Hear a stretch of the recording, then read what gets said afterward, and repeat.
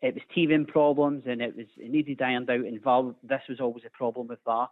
VAR isn't the problem, it's the people running it that's the problem.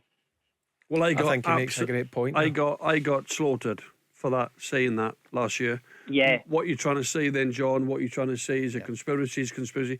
I got slaughtered because there's problems down south that the decisions are not going in correctly. There's issues all the time with VAR.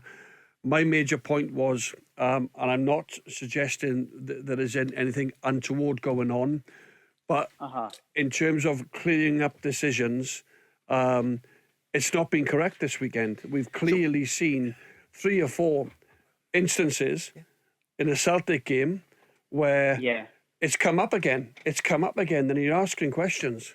Stephen McLean, will they do anything, do you think, Barry? Is it a question? What do you do in a case like this? Yeah, well, they need to iron it out quickly, because there's going to be serious consequences for teams in terms of losing games, and then that obviously falls on the managers as well. So we need to clean it up. How are we going to improve it? Look, I get slaughtered for saying maybe bring in the VAR room an ex-professional who's been in the situations.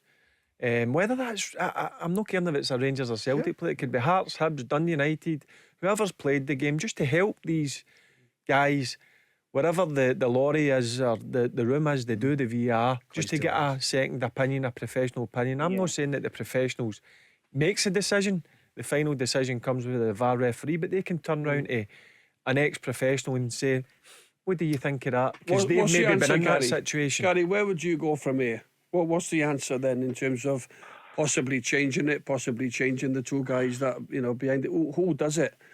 Who does this? I don't know if it's a case that you need to get more competent referees, or more. Maybe you need to get referees up from England or whatever. I said that last year as well. I'm not Gary, too sure. Yeah, I know.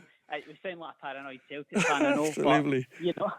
But in terms of, I just think when you look at it, this is obviously the first weekend, and look at the drama it's caused. That's a potential. Celtic have won the game and it's brilliant, but that's the difference between a team winning the league and losing the league, potentially dropping points. Now imagine, say 3rd of January at Ibrox, Celtic Rangers, and it goes to VAR decisions like that. That causes murders. That causes absolute riots. Do you know what I mean? So I'm dreading that game already. If this is the way it's going to go. So, but in terms of just, I don't know what you guys think, but I believe that, especially this season, I believe that the referees are taking VAR as in we don't really need to make the right decisions all the time. So they're kind of relaxing, I think, in terms of games. They're making mistakes and they're thinking, if I make a mistake, it's okay because VAR will pick it up. Whereas I think the referees that are thinking like that, or maybe making more mistakes, should actually be punished more, kind of thing, and demoted more. Because it's taking the responsibility away. That's what you're saying, Gary, from the referees that are refereeing the actual game. Absolutely. Yeah, I think it is taking a bit of responsibility, because they know if they do make a mistake, they're going to rely on VAR. Sure. Who's in